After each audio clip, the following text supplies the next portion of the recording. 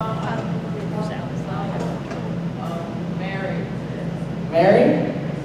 I do not remember talking about Mary in the Easter story. No, I was talking about yesterday. You're talking about who we're going to talk about next. Okay.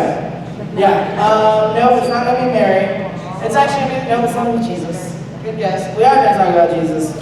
But Is it a fisherman? Simon, It was a fisherman. he was not a fisherman. This is a different Simon, not Simon Peter that we talked about 3 weeks ago. No, we actually don't know what his job was. So, check this out. We're going to have to look at his story. But before we get started, I need to read a passage so you guys can know what's going on. Matthew 27, verses 26 and 32. But he had just... So this is talking about Pilate. All right, this is right after Jesus' trial, where they decided that yes, he was guilty and he needed to die. So the he right there is Pontius Pilate. But he had Jesus flogged and handed him over to be crucified. Then the governor's soldiers took Jesus into the praetorium and gathered the whole company of soldiers around him. They stripped him and put a scarlet robe on him, and then twisted together a crown of thorns and set it on his head. They put a staff in his right hand. Then they knelt in front of him and mocked him. "Hail, King of the Jews," they said. They spit on him, took the staff, and struck him in the head again and again. After they had mocked him, they took off the robe and put his own clothes on him. Then they led him away to crucify him. As they were going out, they met a man from Cyrene named Simon, and they forced him to carry the cross. That's a lot, so we're going to break it down a little bit. Crucifying someone was not a quick task. It's a little bit of a bloody picture. But before someone got crucified, they were beat. If you remember, did anyone catch the word? It said that Pilate sent him to get something. It's an action word. Starts with an F, ends with a log. Flog. Well done, Lily. Does anyone have any idea what flogging is? Because that's not a thing we talk about. Being with the whole picture with the spikes on it. Yeah, pretty good. So I need someone to come up here. Come on up, Matt. So Matt, I need you to get on your knees for me. All right, and face this. Put your hands up on there. Pretend you can't move your hands. All right, if I was gonna flog Matt, I said if. First, I would take off his shirt so that he didn't have his skin protecting him. Lucian, he's fine. Then, no, not really. No. But also probably take off his pants because I'm gonna hit his legs too to hurt him. And then I'm gonna have a stick that's about this big. On that stick's gonna be about 15 pieces of rope. On each piece of rope is gonna be about 3 or 4 rocks or pieces of glass or really sharp objects. And then, wham! I'm gonna hurt him. I believe legally you can hit someone 39 times. This actually happened. This was a very real thing that Rome did all the time to people. And so imagine getting hit in your back, your shoulders, all your leg muscles, probably your butt, your calves, your feet are going to get messed up. And it wasn't just a couple of times. Like I said, 39 times. It was very common for you to be able to see someone's bones in different spots. Yeah, it's pretty bad. And then they mocked him, hit him in the head with a stick. They started spitting on him, and he made the choice not to do anything about it. You're good, thank you, my flogging victim. Yeah, it would have stung. It would have been awful, but Jesus made the choice. He said, you know what? I have to go through this for the people that I love. I have to go through this for the people that I'm going to save. And Jesus died a painful death. Like I said, he was flogged almost to death. Legally, they were allowed to hit him 39 times with that whip. Then he had to carry his cross up the hill. So he didn't just get beaten and then get put on the cross. He had to carry it. So think about when you've got like a sunburn or you twist an ankle, and then you gotta walk around or you gotta try to like put a backpack on. But now imagine that backpack, say like 50-pound or 60-pound cross, you're probably getting splinters from it. It definitely isn't light. And you're going uphill with a guard who's probably got a rope around like your neck to pull you if you stop moving. Because they're not going to carry your cross for you. You're the guy that got in trouble. And this is easily one of the most difficult things that Jesus ever had to do on earth, was going through this death. And this is, we're going to get into why it was such a big thing and why it was so hard right here. Alright?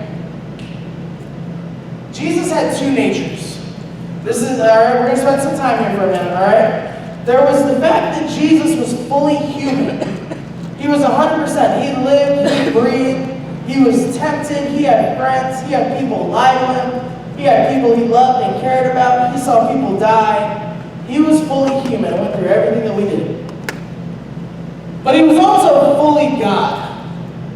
Remember how he healed people? Walked on water, said, "I'm the Son of God."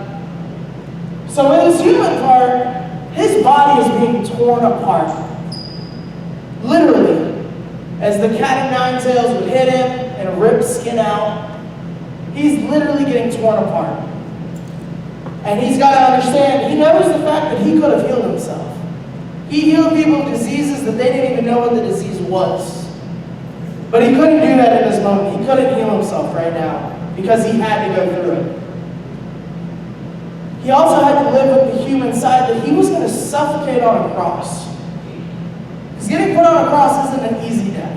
It's not a quick death. It's like getting choked out by your own body. So he had to live with that. Knowing full well he was fully divine and could take himself off the cross at any moment if he wanted to. And he gets so beat up. His back is so hurt. His legs are so messed up. His head is hurting so bad. He's probably lost a ton of blood.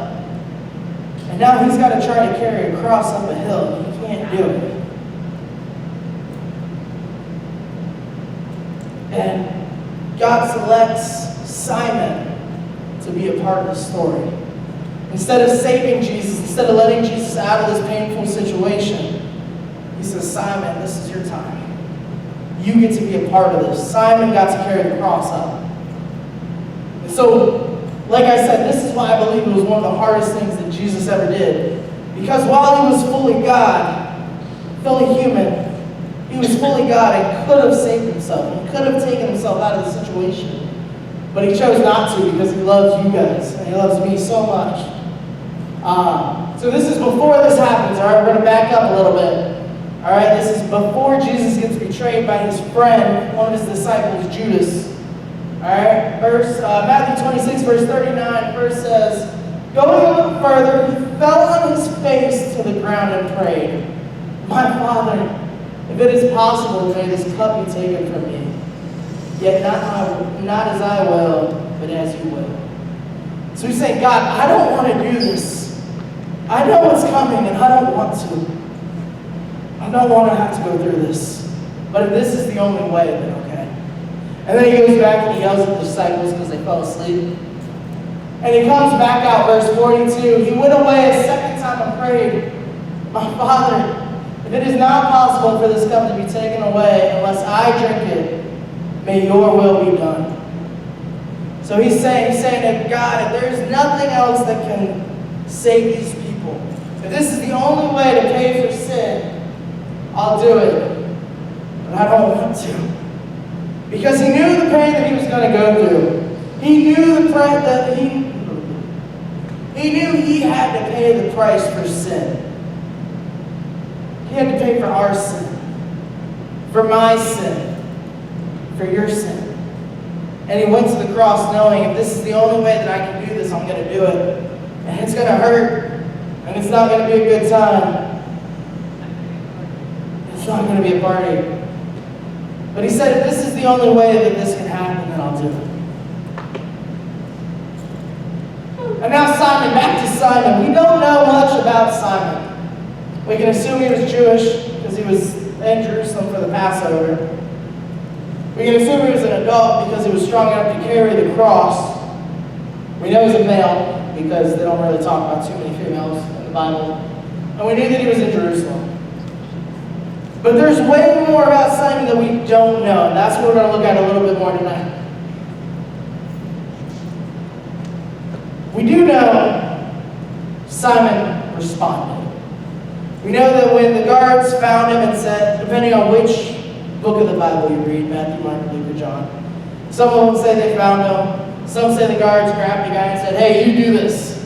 But no matter what, Simon was asked to carry the cross. Simon was told to carry the cross.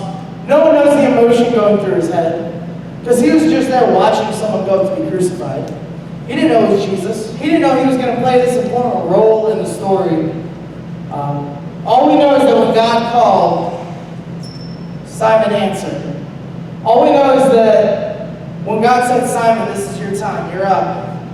Simon said, all right, God, I'll carry Jesus' cross. Simon got to be a part of the story that God was writing. He didn't have a flashy role. He wasn't the head guard. He wasn't some famous person. He was just a guy that carried a cross.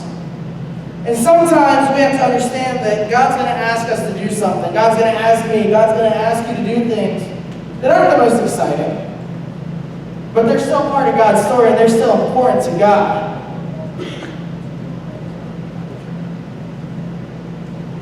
Okay.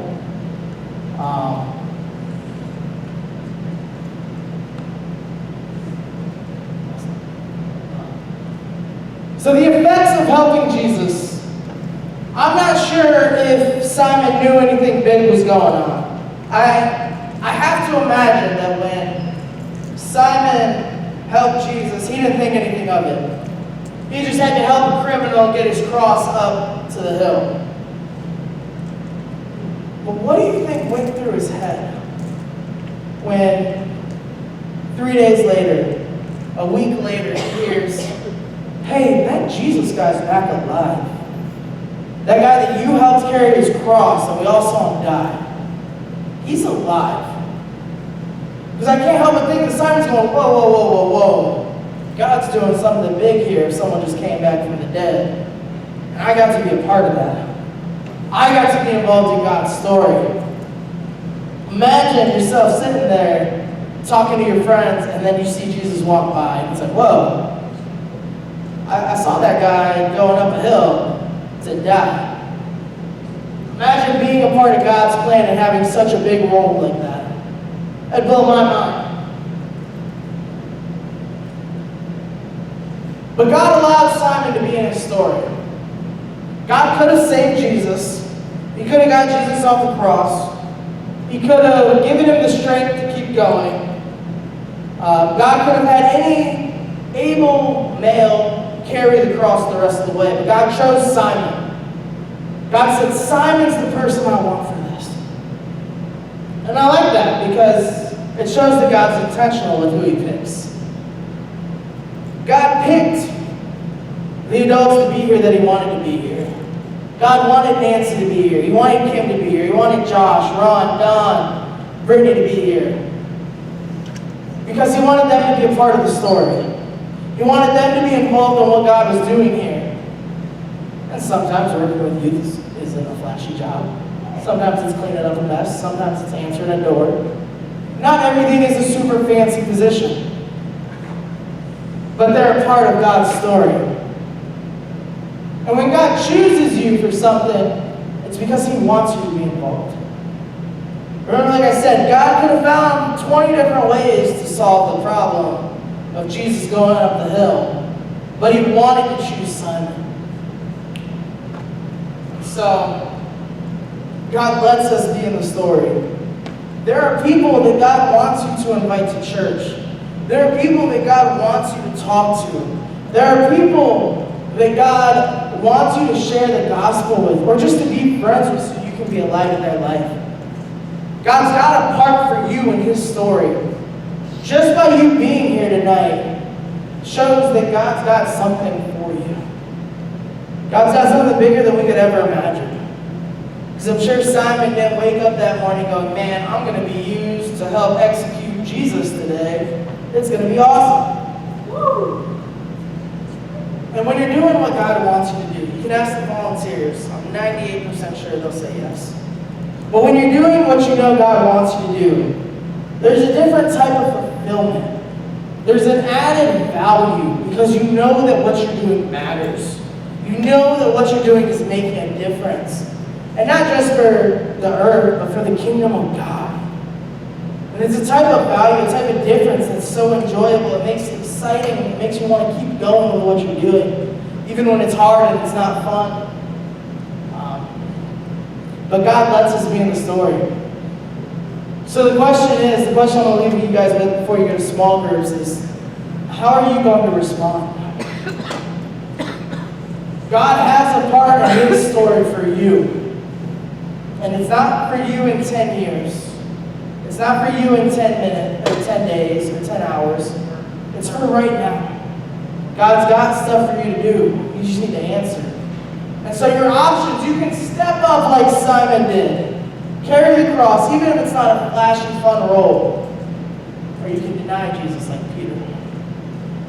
I'm going to pray.